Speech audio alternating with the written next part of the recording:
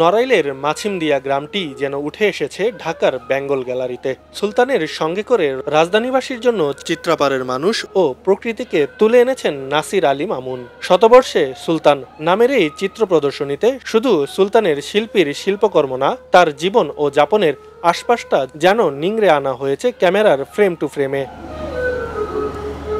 নানান বয়সী শিল্পরসিকরা প্রতিদিন বেঙ্গল শিল্পালয়ে হাজির হচ্ছেন মামুনের ফ্রেমের চিত্রশিল্পী সুলতানকে নতুন করে দেখার ও জানার জন্য।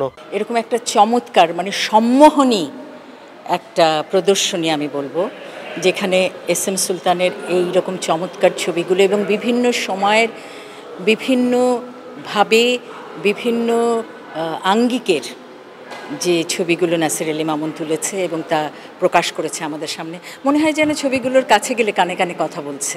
সবচেয়ে আমি খুশি এবং ভালো লাগছে একটা সাধারণ নাগরিক হিসেবে যে আমাদের পরের প্রজন্ম বা প্রজন্মর পর প্রজন্ম এই এস.এম. সুলতানের ছবি থেকে যাবে নাসির আলী মামুনের ক্যামেরায়। প্রদর্শনীতে ছবি আছে 108টি, অধিকাংশই সাদা কালো। 1977 সাল থেকে 1993 সময়কালে এসব আলোকচিত্র ক্যামেরায় বন্দী করেছেন মামুন। এর মধ্যে কিছু আলোকচিত্র জনসম্মুখে এই প্রথম প্রদর্শন করা হচ্ছে।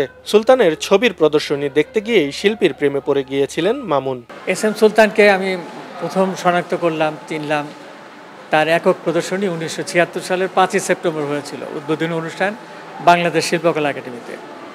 তার আগে সাপ্তাহিক বিচিত্রা পত্রিকায় তার উপর একটা লেখা ছাপা হয়েছিল। সেই লেখার মধ্যে তার সমস্ত জীবন কাহিনী, কলকাতায় চারুকলা স্কুলে তার ভর্তি হওয়া এবং সেখান থেকে 3 বছর ক্লাস করার পরে পুরো কোর্স শেষ না করে সে যে ওখান থেকে উধাও হয়ে যাওয়া, সারা ভারতবর্ষ ঘোরা এবং 46 সালে সিমলায় প্রথম একক প্রদর্শনী এবং সেই প্রদর্শনীর উদ্বোধনী অনুষ্ঠানের পরে তিনি হোটেলে তার ব্যাগ এবং তার সমস্ত জিনিসপত্র এবং ওই প্রদর্শনীর ছবিগুলি রেখে উনি উধাও হয়ে গেছেন। এই যে একটা বিচিত্র জীবন আমাকে খুব টানলো। কেন এত বছর পর সুলতানের ছবি নিয়ে এমন আয়োজন, সে কথাও জানালেন নাসির আলী মামুন। আমরা এস.এম. সুলতান জাতীয় আন্তর্জাতিক উদযাপন কমিটি করেছিলাম। সেই কমিটির আহ্বায়ক শিল্পী মনিরুল ইসলাম, আমি সদস্য সচিব। আমরা তখন একটা বৈঠক করে ঠিক করেছিলাম যে আমরা যখন তার 101 বছর হবে, অর্থাৎ এই 2025 সালের 10ই আগস্ট আমরা তার শতবার্ষিকী পালন করব। প্রদর্শনীতে ছবি ছাড়াও আছে সুলতানকে নিয়ে লেখা নাসির আলী মামুনের বই, সুলতানের লেখা চিঠি, তার আঁকা ছবিসহ বিভিন্ন স্মারক সামগ্রী। এই প্রদর্শনী চলবে 27 সেপ্টেম্বর পর্যন্ত।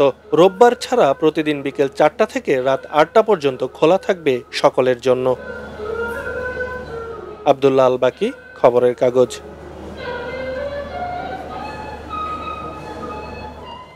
খবরের কাগজ, নিখাত, নির্ভীক, নিরপেক্ষ।